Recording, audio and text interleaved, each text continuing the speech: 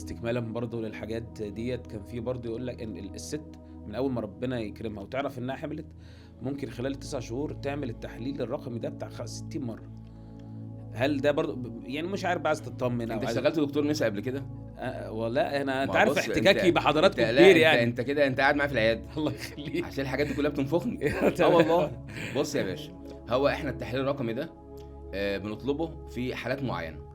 الحاله الوحيده اللي بنطلبه فيها ان الواحده الحاله تيجي المفروض ان هي حامل ويبان في كيس حمل بالسونار. ايوه. لو يعني مثلا في الاسبوع الخامس في الاسبوع السادس خلاص المفروض في كيس حمل ظاهر بالسونار. تمام. طيب انا جت تعمل سونار وهي عارفه انها حامل، تمام، بتحليل مثلا في البول او التحليل اللي في الدم العادي، تمام، ما لقيتش كيس حمل في الايه في السونار، يبقى ساعتها اعمل لها تحليل رقمي. ليه؟ عشان استبعد الحاجات الخطره صح اللي ممكن تحصل في اول 3 شهور. مظبوط. اللي هو ايه؟ الحمل خارج الرحم، او حاجه اسمها الحمل اللي هو العنقودي خلاص. تمام. او في حاجه الناس ايه مش شائعه عندهم يعني اسمها BUL اللي هو الحمل غير معلوم المكان. خلاص تمام. فدي دي ساعتها احنا بنطلب مين؟ بنطلب تحليل رقمي، وساعتها بنطلبه بقى ويتعاد تاني بعد 48 ساعه ونشوف. لكن يتعمل روتين ده حاجه حرام طبعا، عمال على بطال. لا طبعا حرام. وحاله مثلا بشوف ناس الجنين ما انت شايف قدامك فيه كيس حمل بس ما فيهوش نبض، بتعملوا تحليل رقمي ليه؟ تمام. خلاص انت بتشوف السونار ولو ما انت شايف النبض بتقول لها تعالي مثلا كمان اسبوعين وشوف ما فيش نبض، خلاص يبقى الجنين ده جنين راكن وبتدي له علاج وينزل. تمام. دي نقطه مهمه والله.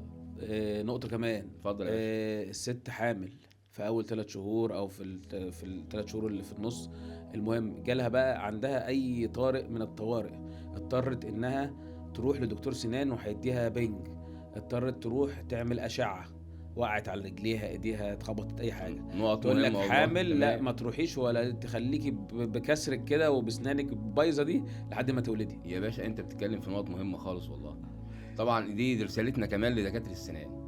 يا دكتور السنان يا صديقي العزيز، تمام، لو الحاله جات لك من اول يوم حمل تمام لحد قبل ما تولد بيوم خلاص، انا اللي بقول لك الدكتور محمد هلال بيقول لك احشي واخلع وادي بنج، خلاص الموضوع بتاع السنان عمل عادي يعني. واعمل اشعه للسنان خالص مفيش اي مشكله. دكتور العظم حبيبي تمام. اعمل اشعات واطلب اشعات براحتك خالص، اعمل شغلك العادي، اطلب اكس راي عادي خالص، اطلب MRI عادي خالص، لكن CT ما تطلبش.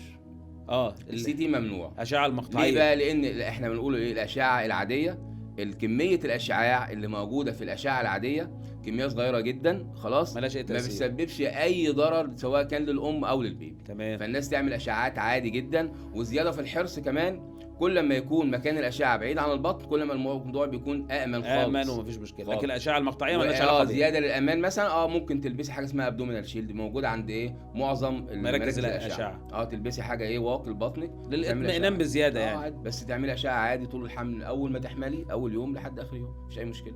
تمام. ونفس الكلام على السنان زي الفل. تمام يا باشا. نقطه كمان معلش انا يعني الفقره دي بس مهمه.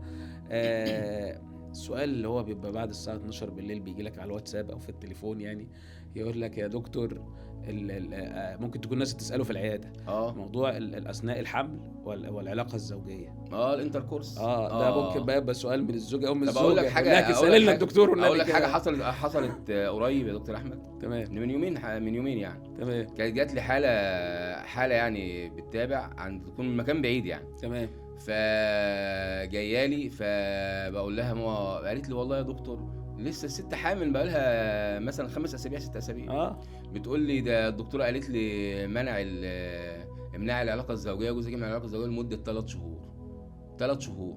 فانا قلت لها ما فيش الكلام ده خالص، جوزك يمارس يعني بناء على حاجه يعني خالص هم مفهمينها ان معظم الدكاتره بيمنعوا، وغالبا بيكونوا ستات عشان بس انا ما بسالش للستات والله دكاتره بس هو الدكاتره الستات مش عارف ايه مشكلتهم مع العلاقه الزوجيه مع الحمل خلاص. فهي تقول ايه لا ما تمنع العلاقه الزوجيه عشان لو في علاقه زوجيه هيسبب لك اجهاض. طبعا مش هقول لك بقى الموضوع بقى في الحال المجهري. بص الحال المجهري انا بقول للراجل روح اتجوز يا ابني. ايوه طبعا ده كلام يا دكتور احمد مش موجود في الجايد لاينز ولا التوصيات الطبيه، وثبت فعلا ان العلاقه الزوجيه ملهاش اي علاقه بالاجهاض خالص. تمام. فالناس عادي تمارس العلاقه الزوجيه، لكن احنا بنمنعها في حالات معينه. مثلا يعني واحده عليها دم، انت مثلا الزوج هيجي جنب مراته ازاي وعليها دم؟ صح خلاص. مظبوط. ده واحده طبيعي مثلا ايه دخل نزل عليها ميه الجنين، طبيعي مش هيحصل يعني، طبيعي هتزود طبيعي. الايه الانفكشن انفكشن والعدوى. والالتهابات خلاص. والعدوى صح. واحده مثلا حصل لها ولاده مبكره قبل كده، او حصل حامل في توأم، فبناخد بالاسباب في الاخر اخر الشهور من العلاقه الزوجيه. صح. دي حاجات معينه، لكن طول الحمل واول 3 شهور والكلام الفاضي ده، لا ده كلام طبعا مش صح. تمام.